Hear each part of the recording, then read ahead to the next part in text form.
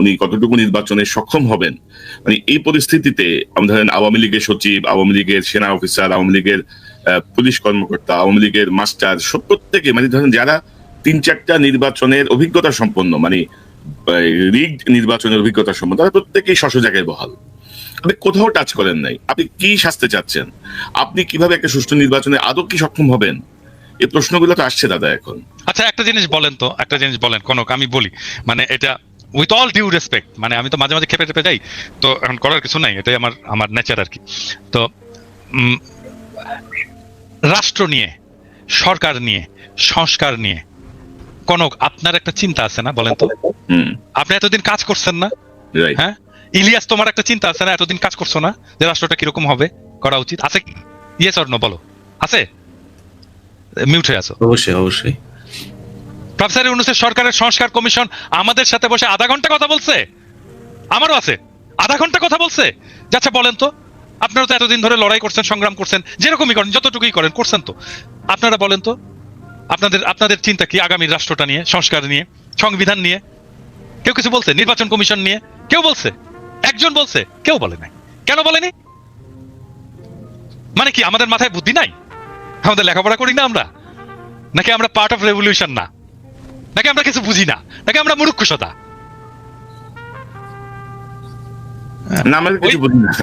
আমরা কিছু বুঝি না, মানে ওই যে একটা ইয়ে আছে না, মুখ খারাপ করতে হয় আর কি, সরি, মানে কনকের এখানে এসে মানে মুখ খারাপ করতে আমার খুব খারাপ লাগে, কিন্তু এটা দিস ইজ লাইফ। হ্যাঁ, দিস ইজ লাইফ। ওইটা ওই ছোটবেলায় আমাদের ইয়ে, আমাদের মেডিকেল কলেজে আমাদের ডোমদের ইয়ে ছিল, যারা লাশ কাটতো আর কি, লাশ কাটতে আমাদের হেল্প করতো। হ্যাঁ, ডেড বডি তারা প্রিজার্ভ করতো, পোস্টমর্টেমেও তারা হেল্প করতো, আর ডেড বডি কাটতেও খুব এক্সপার্ট, ভেরি এক্সপার্ট তারা। তো ওই রকম পচা টচা লাশ টাশ আসতো সারাক্ষণ, এর গন্ধটা অন্তত বিভৎস গন্ধ।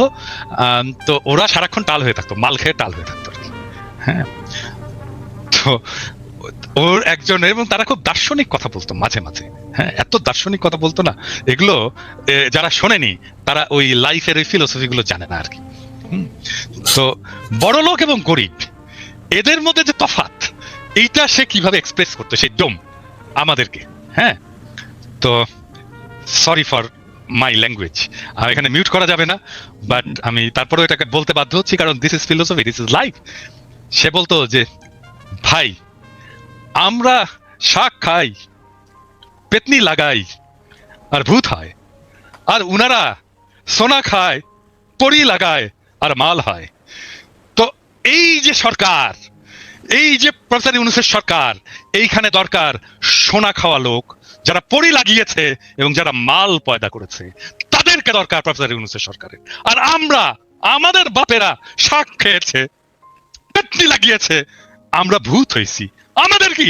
আমাদের এটা রাষ্ট্র? এটা আমাদের রাষ্ট্র না। এই রাষ্ট্র ওদের যারা সোনা খায়, পরি লাগায়, আর মাল হয়। আমাদের মতো পেতনি চোদার রাষ্ট্র এটা না। তো এটা গরিবের রাষ্ট্র তো না, এটা দরিদ্রের রাষ্ট্র না, এটা গণমানুষের রাষ্ট্র না, এটা এলিটের রাষ্ট্র। এই এলিটের রাষ্ট্র ভেঙে দেব, এবং এটাই আমার লক্ষ্য। আমার ল্যাঙ্গুয়েজের জন্য আমি মাপ চাই। না, ইউ আর অ্যাবসলিউটলি কারেক্ট। কারণ ধরেন অনেক কথা সহজভাবে বোঝানোর জন্য এক্সাম্পল খুব জরুরি, এবং ধরেন আসলেই তো তাই দাদা, তাই না? আসলেই তো তাই। তো এখন আসলে এই জন্য আজকে আমি আমার শিরোনামটা রেখেছি যে উনি কি সুষ্ঠু নির্বাচনে আসলে সক্ষম হবেন কিনা, মানে লক্ষণ তো বলতেছে না আর কি। এখন সামনে যে সংকটগুলো আসছে, সেই সংকটগুলো আদৌ কিভাবে নিরসন করবেন? আজকে দেখলাম জাতীয় ঐক্য কি যেন ঐক্যমত্যের যে কমিশন, ওরা অঙ্গীকারনামা পাঠিয়েছে রাজনৈতিক দলের কাছে। মানে একটা, মানে কি বলবো, একটা তামাশা, চারিদিকে তামাশা চলছে। তো ইলিয়াস, আপনার শেষ মন্তব্যটা শুনি। আপনার ওভারঅল কি মনে করেন, ইউনূস কি আসলে নির্বাচনে সক্ষম হবেন কিনা? এখন আসলে করণীয় কি? সময় তো আর হাতে বেশি বাকি নাই। তো সার্বিকভাবে আপনার কোনো যদি পরামর্শ বা পর্যবেক্ষণ থাকে। আমার মনে হয় যত দ্রুত সম্ভব একটা নির্বাচন দিয়ে, এই সরকারকে দিয়ে সম্ভব না। এই সরকার যদি মনে করে যে তারা, ওই যেটা দাদা বললেন যে বিশাল স্মার্ট, আপনি স্বরাষ্ট্র উপদেষ্টাকে যদি দেখেন, তিনি যায় কনস্টেবল, এসআই, এই খাইছো কি দিয়ে খাইছো, মানে এমন একটা ভাব, উনি চ্যাটের পালা বুঝছেন। আর বেটা তোরে তো দেখতে কনস্টেবলের মতো দেখা যায়, তুই বেটা যায় ওইখানে গিয়া করি যে খাইছো, এটা কি কোনো ভাষা নাকি? শেখ মুজিব আপনি? সবাই তুই করে, তুমি বলার কে? তুমি পারমিশন নিছ আমার কাছে, তুমি বলবা? কনস্টেবলকে সম্মান দেন। এগুলি করে, এই বন্যা টন্যা সবই তো মানে এদের জীবনে কোনোদিন এক কলম আপনি উপদেষ্টা যতগুলো আছে, আসিফ নজরুল নিয়ে আমরা সমালোচনা করি, আসিফ নজরুল তাও বলেছে ভিতরে ভিতরে ডিজিএফআই এর হোকার যাই হোক, তারপরে সে বলেছে। এর বাইরে আমরা দেখান তো যে এই স্টুডেন্ট 2-3 জন ছিল, এর বাইরে কারোর জীবনে কোনোদিন একটা কথা লিখেছে এই ফ্যাসিবাদ নিয়ে, হাসিনার বিরুদ্ধে কেউ কথা বলেছে? একজনও নাই। এগুলো তারা করেছে। সো এই টাইপের লোকজন দিয়ে আমার মনে হয় না যে এখানে সম্ভব হবে এটা দ্রুত একটা নির্বাচনের দিকে যাক। তবে একটা জিনিস বলে রাখি, যে যখন যে ধরা পড়েন তখন সে এসে তারপরে হাত পা চাপাচাপি করেন।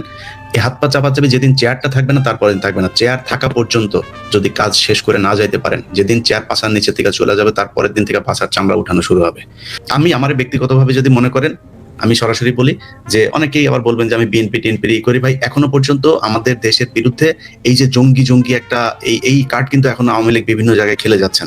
আমি মনে করি বিএনপির ক্ষমতায় আসা উচিত এবার। এবং আমার বিশ্বাস, আমি তারেক রহমানের বিভিন্ন পলিসি টলিসি এগুলোর ব্যাপারে যতটুকু জানি, এবং বিএনপি যেটা সত্যি কথা, এই যে বললেন যে চাঁদাবাজি, প্রতিদিন নিউজ হচ্ছে বিএনপির ছাত্র দলের অমুক কোন এক উপজেলার জেলার, আরে ভাই সে ছাত্র দল, মানে এক গ্রামের এক ওয়ার্ডের এক স্বেচ্ছাসেবক দলের এক সেক্রেটারি, তারে নিয়েও নিউজ হয় বিএনপির ছাত্র দল এই কি স্বেচ্ছাসেবক দল নেতা, মানে দেখে মনে হয় যেন কেন্দ্রীয় নেতা বোধহয় চাঁদাবাজি করেছে। আপনি আসিফ সহ এই যে এদেরকে যেভাবে কালার করা হচ্ছে, যদি আপনি করতে যান কোন মন্ত্রণালয় সুষ্ঠুভাবে চলছে একটা মন্ত্রণালয় দেখান, সবখানে তো দুর্নীতি হচ্ছে। কেন করা হচ্ছে? কারণ টার্গেট এনসিপি এবং বিএনপি, এই দুইটাকে যে কোনো ভাবে কালার করা হবে। সো এগুলো করা হচ্ছে। আমার মনে হয় এই পরিস্থিতি যদি তারেক রহমান দেশে আসতো বা একটা সরকার যদি ক্ষমতায় থাকতো, তাহলে মনে হয় এই অবস্থা হতো না। এবং বিএনপি কিন্তু তাদের যে কোনো কারোর বিরুদ্ধে অভিযোগ আসলে সাথে সাথে তাকে বহিষ্কার করছে। তারা যে আওয়ামী লীগের মতো যা মনে চায় তাই করছে, কোনো কেউ কিছু বললে কেয়ার করছে এরকম না, কিন্তু তারা সাথে সাথে বহিষ্কার করছে। হচ্ছে তো ব্যবস্থা নেওয়া। তো আমি মনে করি যে একটা সরকার আসলে তারেক রহমান যদি সরকার প্রধান হয়, সেখানে তার দলের উপরে তার সর্বোচ্চ থাকবে। এবং তারেক রহমান যদি দেশে যায়, আমি মনে করি সেদিন থেকে মানে দেশ বিএনপির অধীনেই চলবে। সো ওইটা আমার দ্রুত করা উচিত। আমি মনে করি এই সরকারকে কোনো সুযোগ দেওয়ার, আমি নির্বাচন পেছনে আমি এই সরকারকে মনে করি না যে তারা দেশ পিছায় দিয়ে, যদি সম্ভব হয় 1 বছরে সম্ভব হইতো, আরো 6 মাস সময় আছে, আপনি সরান। আপনি কেন এইসব পচা গন্ধ মাল নিয়ে তারপরে আপনি সরকার পরিচালনা করবেন? আপনি নতুন করে লোক, দেশে অনেক মানুষ আছে, বিজ্ঞ লোকজন আছে, অনেক দেশপ্রেমিক মানুষ আছে, যাদের শক্তি আছে, তারা করবে। না করে যদি এইভাবে করতে চায়, আমার মনে হয় এটাকে আমি আমার জায়গা থেকে কখনোই সাপোর্ট করি না, করবো না। এইভাবে দেশ চলতে পারে। একটু দাদা একটু আগে যে মুখ খারাপ করে কথাবার্তা বললেন না ভাই, শরীরের রক্ত গরম হয়ে যায় আসলে এদেরকে নিয়ে কথা বলে। এই জন্য এতগুলো মানুষ, ওগুলি তো চোখে ভাসে এখনো। আপনার মনে নাই কনক ভাই, আমরা ঘুমাই নাই রাত, সেই গভীর রাতে 2 জন দাঁড়িয়ে দাঁড়িয়ে কি হবে কি হচ্ছে কি, আরে ভাই মানুষগুলি মারা যাচ্ছে চোখের সামনে। যখন এই যে করলো, লাইট গুলো সব ইন্টারনেট বন্ধ করে যখন ছবিগুলো আসতে থাকলো, ভাই খুব খারাপ। এগুলো এখনো মানসিক ভাবে দেয়। আপনি এইরকম একটা দেশের রক্তের বিনিময়ে আসা স্বাধীনতাকে আপনি এইভাবে ধ্বংস করে দিবেন, এটা কোন ধরনের সুশীলতা রে ভাই? আপনি ক্ষমতা এসে সাথে সাথে প্রথমে আপনি মতিউর রহমানরে নিয়ে আপনি ইন্টারভিউ দিলেন, এগুলো আমরা দেখেছি। সো দেখছি অনেক কিছু, এগুলো যখন কিছু করার ক্ষমতা থাকবে না আপনাদের, তখন কিন্তু হাতে পায়ে ধরে লাভ হবে না, তখন কিন্তু সব ছিঁড়ে ন্যাংটা করা হবে। সময় থাকতে সাবধান হন, দেশটা সঠিক পথে নিয়ে যান। জি দাদা, আপনার সর্বশেষ পর্যবেক্ষণ, মতামত, পরামর্শ। না, আমি ইলিয়াসের মতের সাথে একমত যে আমাদের দ্রুত নির্বাচনের দিকে অগ্রসর হওয়া উচিত এবং নির্বাচন শেষ করে আমাদের স্ট্যাবিলিটি নিয়ে আসা উচিত দেশে। এটাই আমাদের প্রাইমারি লক্ষ্য হওয়া উচিত। অবশ্যই নির্বাচনের আগে আরো অনেক সময় আছে, কারণ আমি আর একটা কনসার্নের কথা বলেছি, সেটা হচ্ছে যে এখনো 63% মানুষ ঠিক করেনি কাকে ভোট দেবে। সো এই 63% মানুষের ঠিক করার উপরেই নির্ভর করবে আগামী রাজনীতি কি হবে, আগামী রাজনীতি কি হিসাবে নির্বাচিত হবে। কোনো ফ্রন্ট যদি তৈরি হয়, গড়ে ওঠে, রাজনৈতিক ভয়েস যদি দেয় 63% মানুষকে, প্রবাবলি তাহলে এই 63% মানুষের সমর্থিত দলগুলোই বা ফ্রন্টই রাজনৈতিক ক্ষমতায় যাবে। দেখা যাক কি হয় সামনের দিনগুলোতে। আরো অনেক হয়তো আমি একটু এক করি যে আপনি নির্বাচন, ইলিয়াস নির্বাচনে চাচ্ছেন, আপনিও নির্বাচনের কথা বলছেন, আমিও নির্বাচন চাই, যত দ্রুত সম্ভব নির্বাচন হোক। কিন্তু এই যে সক্ষম হবেন কিনা ডক্টর ইউনূস, এই সক্ষমতার জন্য কি করণীয়? এই যে আগামী যে 6 মাস আছে, এই সময় 6 মাসে আসলে 3 পয়েন্ট কি করণীয়? সক্ষমতা অর্জনের জন্য তো আপনি অক্ষম উপদেষ্টাদের দেওয়া সম্ভব না, তাহলে আপনার রিসাফল করতে হবে, না হলে নির্বাচন দিয়ে দিতে হবে। প্রশাসন তো এখন বিএনপির দখলে আছে। সো আমার মনে হয় অসম্ভব কিছু না। কি হবে, হয় বিএনপি আসবে, নাহলে জামাত এনসিপি আসবে, সমস্যা প্রশাসন বিএনপি দখলে থাকলে তো সেটা নিরপেক্ষ নির্বাচন হলো না। ভাই বিএনপি, আমি তো সেটাই বললাম যে আপনাকে তো বিএনপির হাতেই দিতে হবে বা জামাতের হাতে দিতে হবে। কারণ বিএনপি যদি ক্ষমতায় আসলে আমি ওইটাই ওই কথার বোধ ওই সময় শেষ করে নিয়েছি, আমি চাই এবার আসুক, জামাত ইসলাম তাদের সাংগঠনিকভাবে আরো বেশি সমৃদ্ধ হোক, তাদের মানুষের কথা আরো বলুক, এবং আমার মনে হয় এই 5 বছরে বিএনপি যত ভুল করবে ততটা জামাতমুখী হবে মানুষ। সো 5 বছর পরে জামাত আসুক। এখন যেহেতু হাসিনা যাওয়ার পরই আমি আমার ব্যক্তিগত মতামত যদি জিজ্ঞেস করেন, আমি মনে করি কোনো ইসলামী দলের এখন এই মুহূর্তে ক্ষমতায় আসা ঠিক না, যাদের নামের সাথে ইসলাম আছে। এবং আমি মনে করি ভাই, আমি অত বিশাল ইমান আমার শক্ত না, তো এই কারণে বললাম। এটা আবার নিয়ে অনেকে অনেক কথাবার্তা বলবেন, বাট বিএনপির আসা উচিত, তারেক রহমানকে এই সুযোগটুকু দেওয়া উচিত। এখনো খালেদা জিয়া তার মতামত রাখার মতো ওইটুকু সক্ষমতা তার শারীরিকভাবে আছে, আল্লাহ তাকে আরো অনেক সুস্থ করে দিক। আমার মনে হয় বেটার হবে। এখন বিএনপির যেগুলো দেখা হচ্ছে এত, আচ্ছা ভাই একটা জিনিস বলি, ধরেন আগে ইজারা নেওয়া হইতো একটা গরুর হাটের, মানে আগে নেওয়া হইতো না, সেটা কে নিত? মানে সেটা কি মানে সাধারণ মানুষ নিত নাকি আওয়ামী লীগের লোকই তো নিত?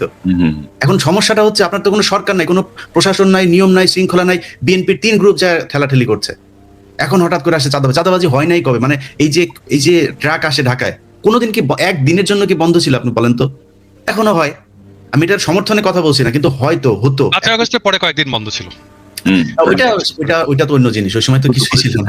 ওই সময় জনগণের হাতেই দেশ ছিল, যেই কারণে বন্ধ ছিল। কিন্তু জনগণের হাতে ছাড়া কোনো সরকার প্রশাসকের হাতে যখন দেশ ছিল, কখনোই এটা বন্ধ রাখা যায়নি।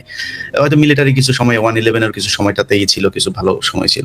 যাক, এটাই আর কি। তো চাঁদাবাজি এই দেশে ছিল, বন্ধ হওয়া উচিত। যেভাবে এখন বলা হয় দেশটা এত পরিমাণে একদম নতুন করে মনে হচ্ছে বিভিন্ন খাতে চাঁদাবাজি শুরু হয়েছে, এই পরিস্থিতি হয়নি। কিছু কিছু জায়গায় আমার রহমান ক্ষমতায় গেলে আরো ভালো হবে পরিস্থিতি। ইলিয়াস, এখানে আরেকটা প্রশ্ন খুবই গুরুত্বপূর্ণ, যেটা আপনি বলছিলেন যে বিএনপির সাথে সাথে বহিষ্কার করছে, কিন্তু আপনি যদি দেখেন যে এ পর্যন্ত কঠোর কোনো পদক্ষেপ কি নেওয়া হয়েছে সরকারের পক্ষ থেকে? জেলে পাঠাবে না, জেলে নিবে সরকার, বিএনপি পাঠাবে না। ম্যাজিস্ট্রেসি পাওয়া নিয়ে সেনাবাহিনী মাঠে আছে, তাদের ভূমিকা কি? তারেক রহমান যদি কোনো চাঁদাবাজের জন্য ফোন করে বলে ভাই আমার এটা ছেড়ে দেন, যদি বলে আমাদের কাছে ভয়েস রেকর্ড দিয়ে দেখ, না ইলে কনক, মানে বিএনপি তো থানা দখল করছে না, এরকম দুই একটা ঘটনা ঘটছে। এটা একেবারে রিমোট এরিয়া, ধরেন লোকাল মানুষ যে থানা ঘেরাও করে নিয়ে আসে। থানা দখল না, থানা দখলের থানার চাইতে 10 মাইল দূরে যদি বিএনপির লোকজন কোনো চাঁদাবাজের পক্ষ করে ডাইরেক্ট গুলি করেন, আমরা ওটার পক্ষে থাকবো ভাই। কেউ আমরা এটার পক্ষে বিপক্ষে যাবো না, তো আমরা পুলিশের পাশে থাকবো। করেন না, সমস্যা কি? চাঁদাবাজি কে সমর্থন করে? যদি বিচার না করেন তাহলে তো এরকম চলতেই থাকবে। চাঁদাবাজি বা অরাজকতা নিয়ন্ত্রণে আমরা সরকারের কোনো কঠোর কোনো পদক্ষেপ দেখি নাই, সেনাবাহিনীর কোনো পদক্ষেপ দেখি নাই। তো সব মিলাই মনে হচ্ছে যেন মানে একটা সংঘবদ্ধ গ্রুপ পরিকল্পিতভাবে আরো খারাপের দিকে নিয়ে যাওয়ার একটা চেষ্টা করছে। আমরা পর্যবেক্ষণে রাখছি। জনাব পিনাকি ভট্টাচার্য, ইলিয়াস হোসেন, দুজনকে অসংখ্য ধন্যবাদ আলোচনায় যোগ দেওয়ার জন্য। অনেক বিষয় নিয়ে খোলাখুলি কথা বলবো।